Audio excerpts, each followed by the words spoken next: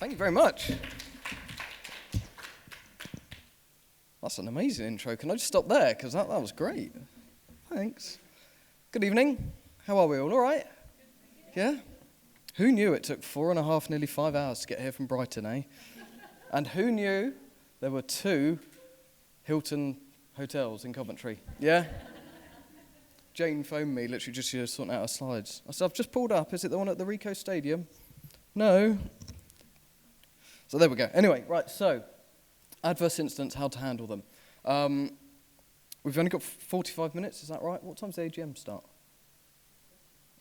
6:30. Okay, right, I'll try not to waffle on.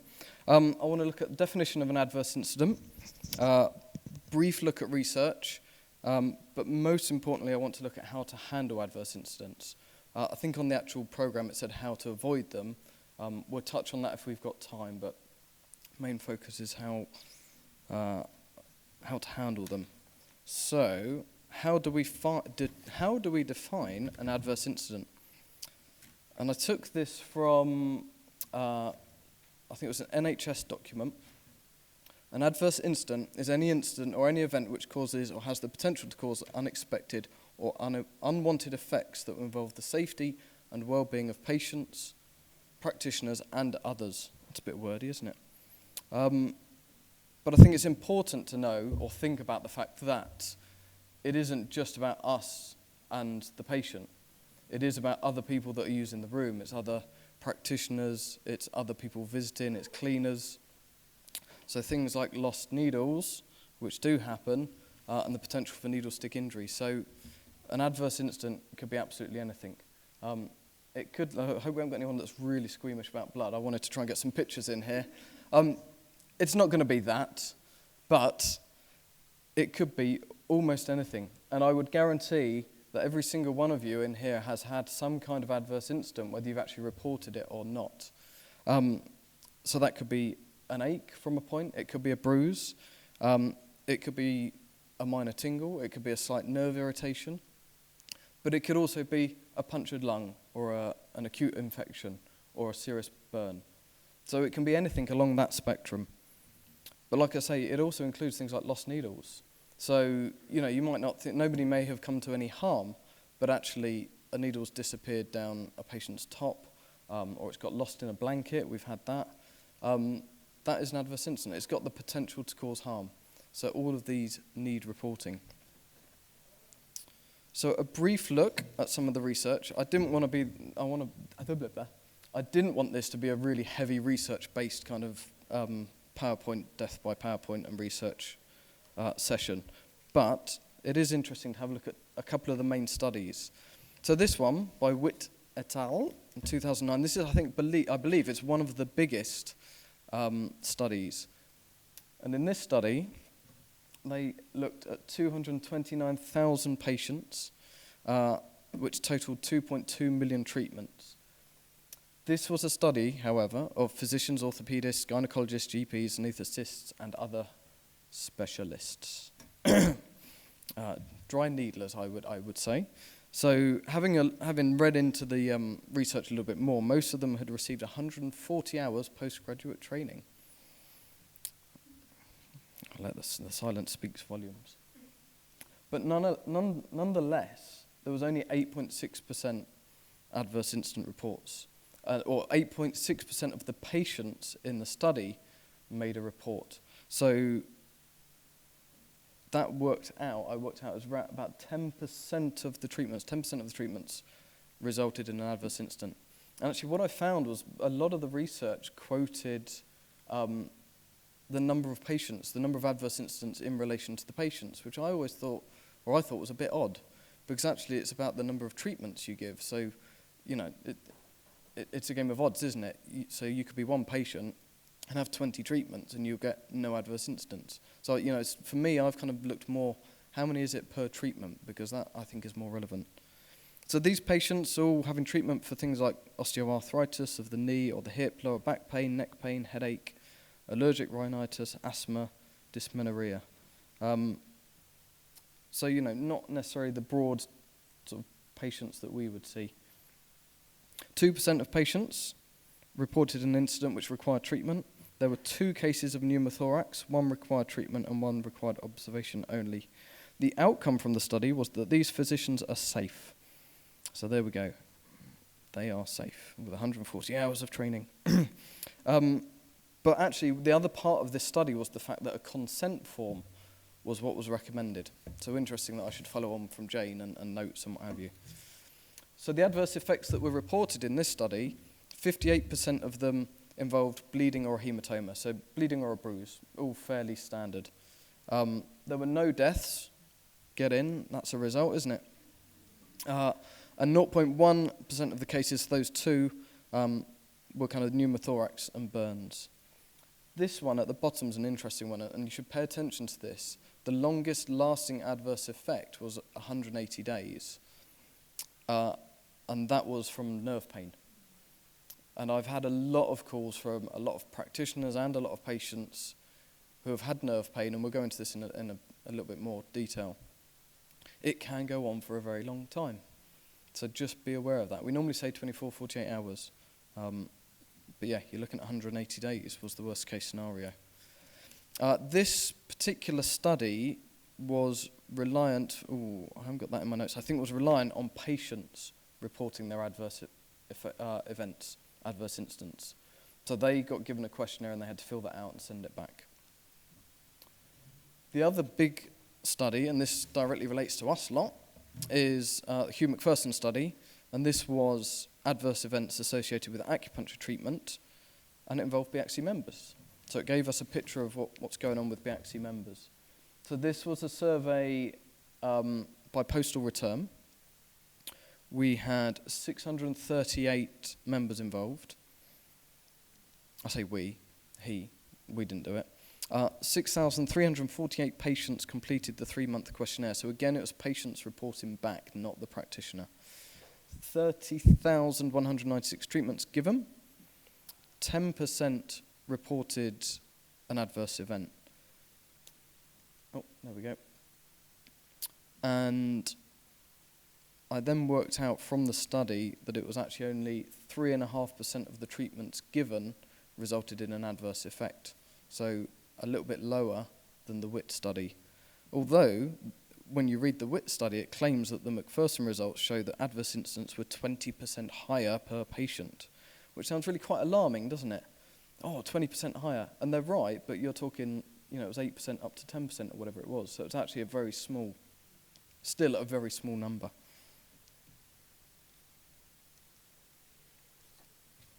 So, within the Macpherson study, slightly different kind of common incidents.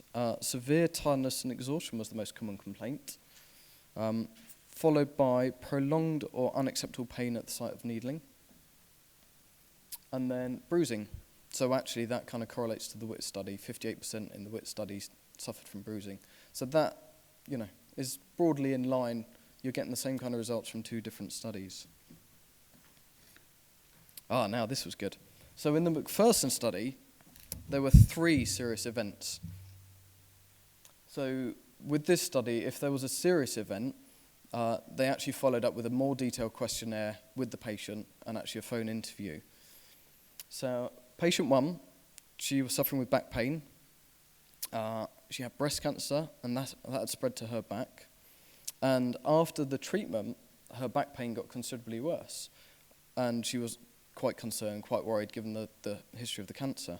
So I don't know if the practitioner referred her to the GP, but she went and spoke to her GP and was advised to go to hospital. The patient had 1 night of hell. This is what was written in the study. 1 night of hell in hospital. I think being prodded and poked, pushed and pulled, not really given a lot of support. However, the back pain disappeared the next morning and it never returned, and she continued treatment. So, it was immediately assumed that it was quite alarming. It was possibly caused by the acupuncture and that, it was really bad news. But actually, it was fine. It might have just been that she got off the couch a bit awkwardly. The second one, this was a good one as well, was an ME patient who reported a very strong reaction to treatment. Terrible chickenpox rash and fever, severe blistering on the skin, cleared after 5 days. Took her over 2 weeks to recover. She avoided the GP in hospital because she'd had such a bad history with Western medicine. However, when they carried out the extra survey, when they had an extra chat to her, she said, well, actually, it felt like a deep kind of emotional cathartic release. She regained her energy and busy life and saw that treatment was a miracle. It actually, it was we would see that as a great clearing, wouldn't we? It's kind of expelled some kind of pathogen. So she had one more treatment as closure, and then that was it, and she was happy. So, the study showed 3 serious events, but actually when you dug into them a little deeper, there wasn't much to it at all. And in fact, the 3 clients, I'm going to show you the third one in a minute, were actually quite happy afterwards. And this, we're going to go into this when we handle adverse incidents as well, the importance of getting information. The daily dish. Now then, the third serious incident was that somebody crashed their car. Now, one might read that in a study and plaster it all over the BBC News website or other websites or other news websites and say, oh my God, acupuncture causes terrible car crash, because we've seen in this adverse incident that this patient crashed their car within 24 hours of having acupuncture. So it must have been the acupuncture, yeah? No. So, again, a little bit of research followed up. Turns out this patient she'd had a very chronic illness, been going on for some time, and she'd kind of hid it. She'd kept it to herself. She hadn't discussed it with her boyfriend, and she'd kind of battled through life. But actually, having had the treatment, opening up to the practitioner, it encouraged her to talk to her boyfriend. So actually, she spent all of that night after treatment sitting up talking to her boyfriend and didn't get a great deal of sleep. So the next day, very, very tired, she got in her car, off she drove. I don't know the exact details of the crash, but she had a small car accident. And she put it down, and this was what she actually said in the further questionnaire, she put it down to the fact that she had a late night and that she didn't get much sleep, and she didn't think it had anything to do with acupuncture whatsoever, other than the acupuncture encouraged her to talk to her boyfriend.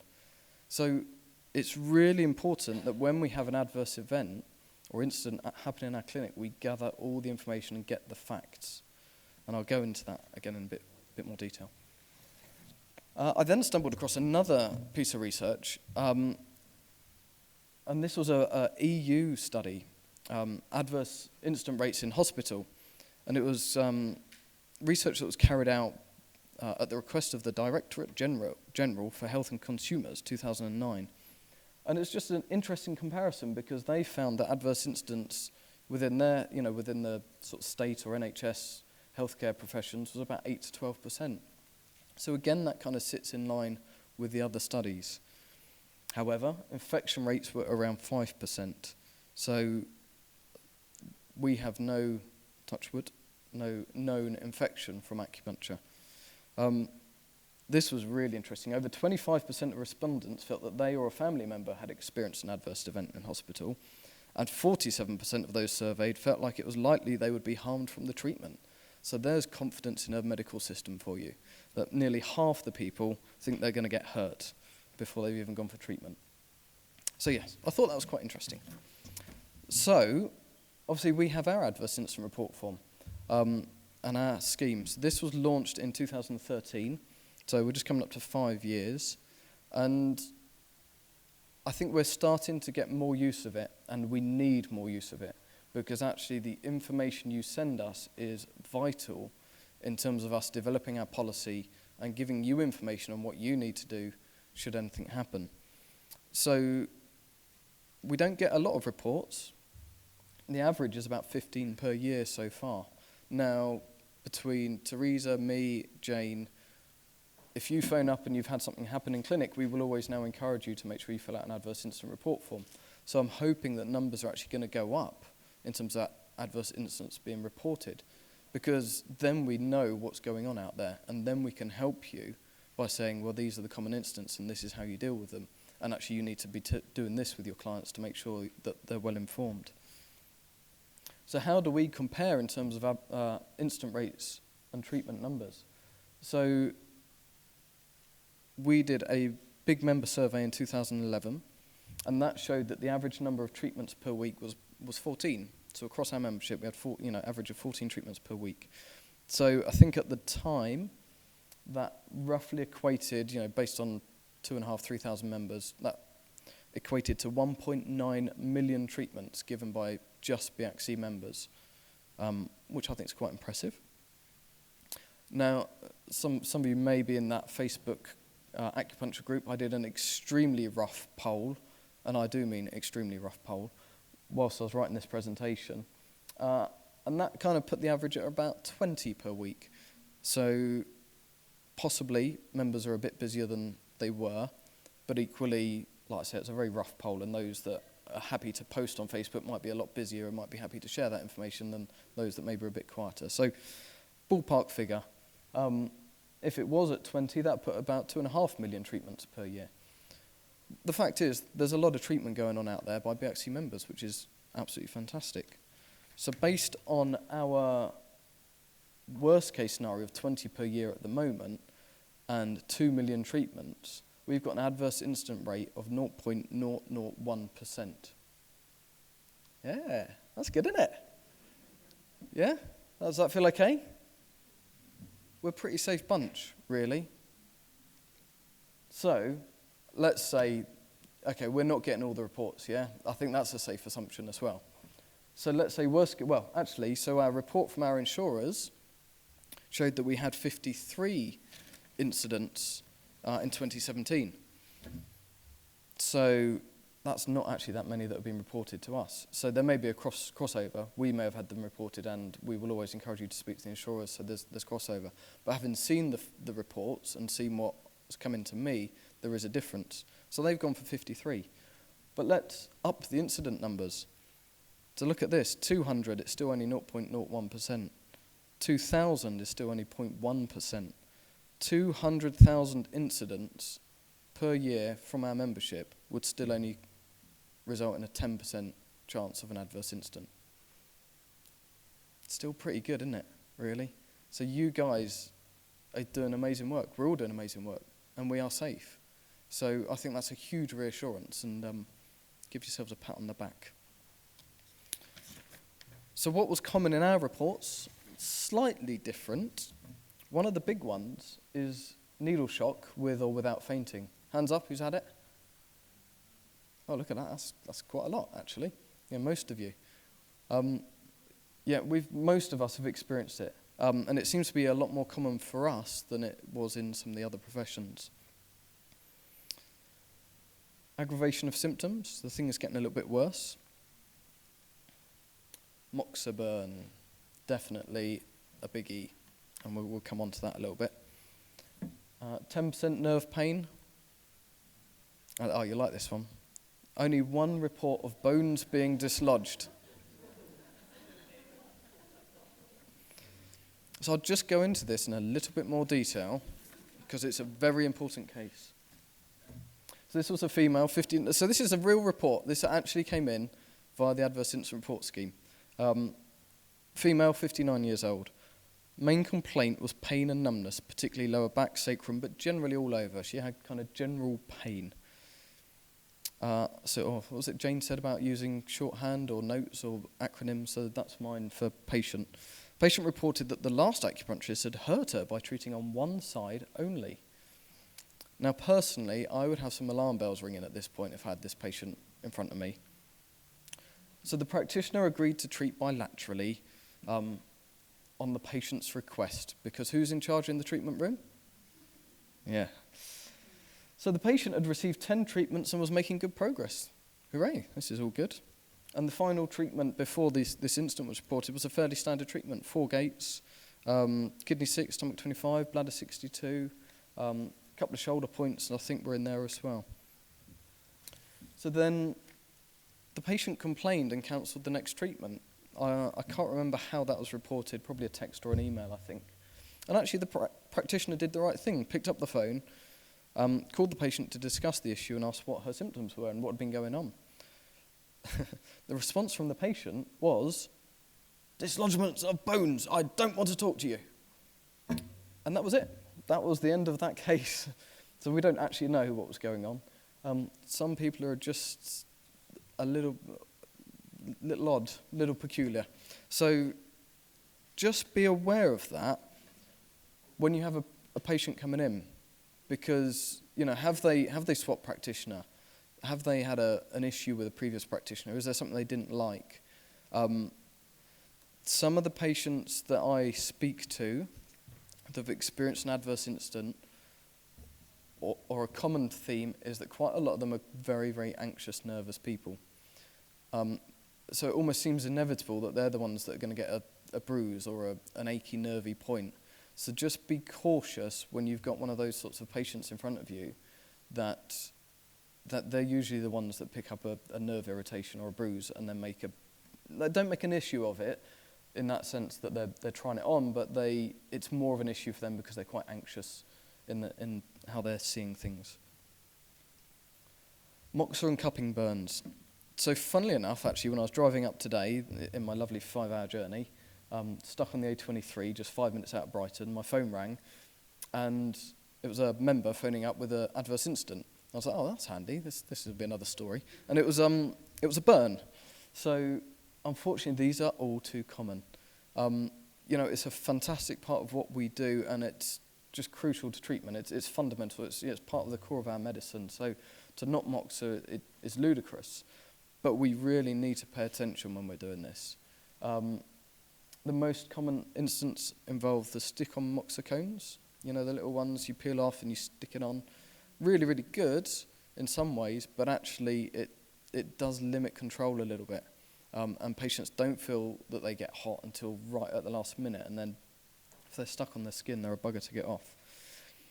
Moxa on a needle. The immediate thought is, okay, well, the moxa falls onto the skin, and that causes a burn.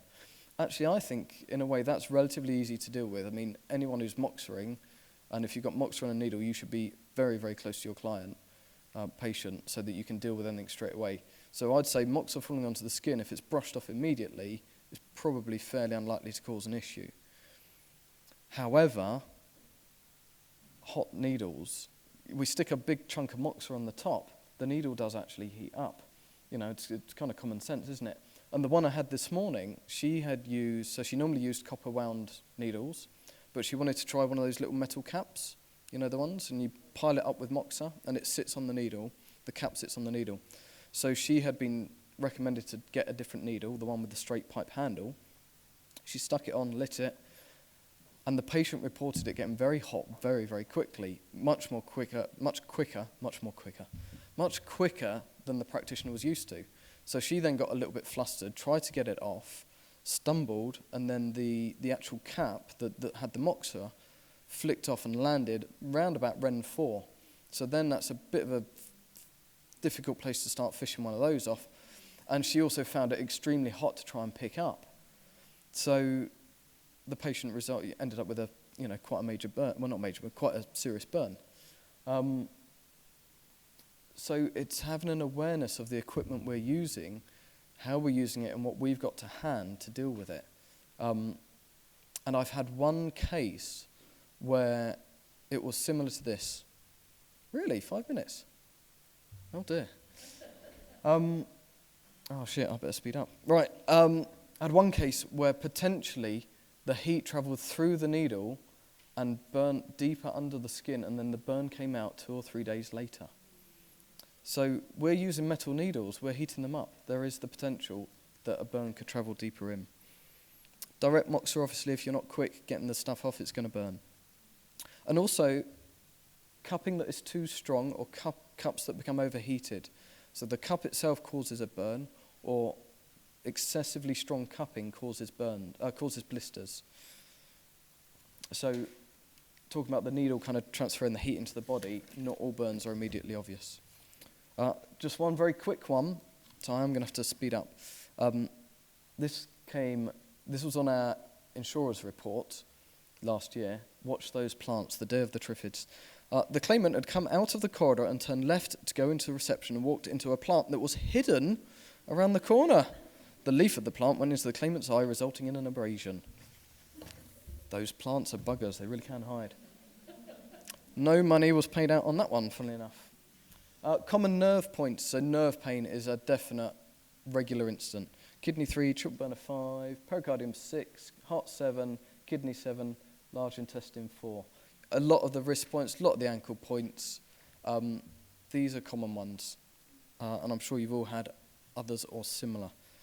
Causes a lot of anxiety for patients. It can last for some time. And as I said before, it's very often the nervous patients. So, how do we handle them? This is the important thing, because actually an adverse incident handled well will not come back and bite you on the arse. And actually the patient will feel cared for and looked after. It's the badly handled ones that result in a complaint. So the first thing is to keep calm and gather your chi, because actually most of us go into a bit of a state of panic. We feel really upset that we've actually hurt somebody, because that's not what we're trying to do with our business. And then the seeds of doubt come in, the shame, the embarrassment. It's like, oh my God, I'm a terrible practitioner. No, you're not. You're normal. It happens to us all, so stop it. Don't beat yourself up.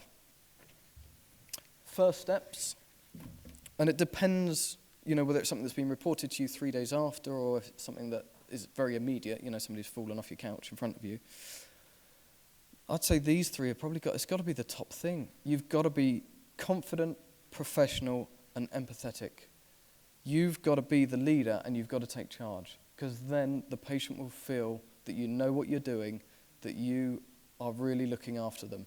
If you're a bit like, oh, I don't know, oh my God, I don't know, what have I done? Are you okay? That's just gonna ruin them, really.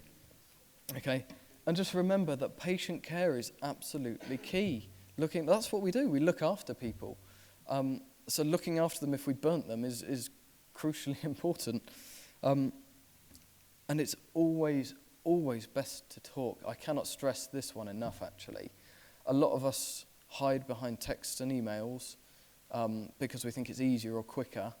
So if you get a text or an email from a patient that's saying, I've got something I'm not very happy about, or I've got a burn, or I've got an ache or a tingle, you need to pick up the phone straight away, because that's going to show that you care, and you're actually going to connect, and you'll get a lot more information, and you'll be able to get across your empathy and your ability and your professionalism to care for this patient. So first of all, listen and acknowledge what has happened, and gather as much information as possible. Because actually the devil's in the detail quite often with these adverse instances, as we saw with the car crash, as we saw with the ME patient, because you don't actually know necessarily what they've done. So I'll give you a very quick example. I had a lady so this wasn't an adverse incident, but I was long-term chronic back pain, very acute kind of pain that she was having, and we did about 4 or 5 treatments. Nothing had happened, and then I think it was on about the 4th or 5th anyway. She came back the following week. She said, oh my God, Ian, it's amazing. I felt so much better. I was like, oh, fantastic, great. She said, yeah, but then it got so much worse later on that day. I said, oh, really? What happened? Well, because I was feeling so good, I hoovered the house from top to bottom. Right, okay. We've got your back sorted. You've got to look after it. People remember that they've had acupuncture because it's quite a significant thing in their lives. It's day to day in our lives. That's what we do, a lot. But for them to go and have a treatment is an intervention. It's something that they really notice. So when something odd happens the next day, they will immediately think, oh, that must have been the acupuncture because that's the only thing I've done differently. But actually they forget that they slipped down the last stair, or that they vigorously cleaned the bathroom, or that they spent an afternoon gardening. And that might actually be why their back has got worse. So gather the information. Take notes. Because you never know where an adverse incident's going to lead. So, as Jane said, lots and lots of notes, and also we're going to get you, obviously, to fill out an adverse incident report form. Do your best to explain what has happened. If you can explain to somebody that, okay, from time to time, needles get, they cause a little bit of bruising. That bruising may be close to a nerve pathway. It will cause a bit of irritation, which is giving you that shooting sensation down the finger, It will pass, Try and tell them what's going on. This is a biggie. Do not deny that treatment caused the issue. but equally don't be too apologetic. This is a fine line to tread and takes a little bit of skill. But if you say, well, no, it wasn't me, that's it. Red rag to a bull, you've got a complaint coming your way almost instantly because they haven't felt heard, they haven't felt understood.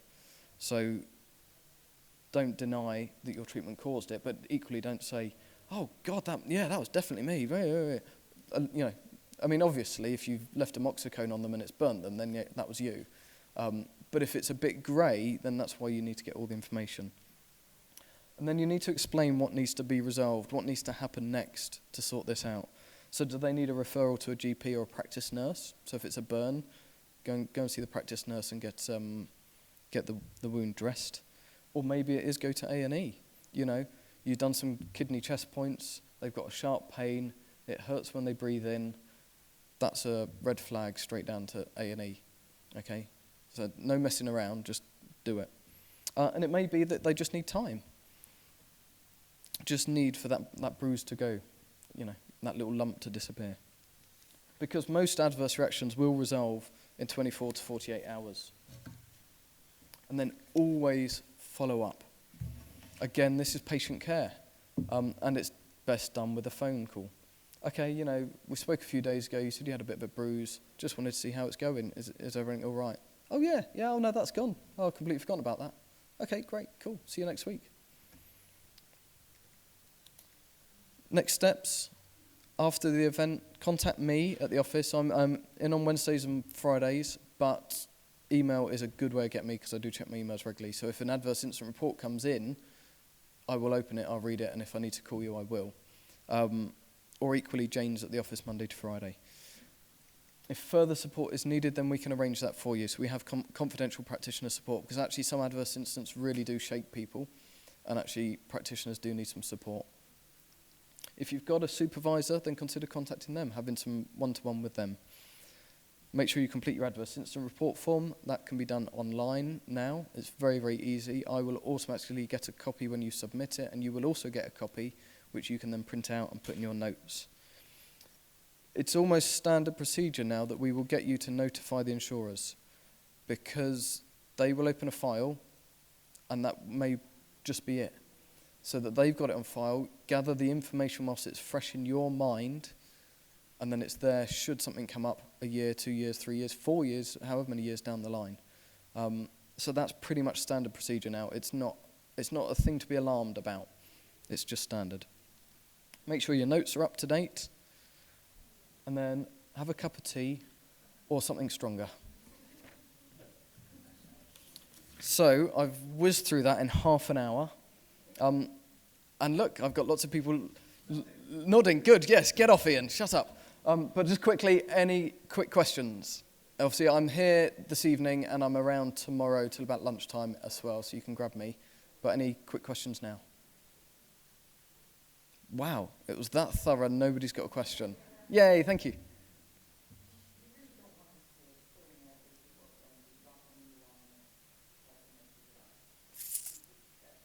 No, I'd say that's pretty sensible, really. You know, if you drop one and pick it up, but if you go into your treatment room and somebody else has dropped one and not picked it up, then yes, definitely.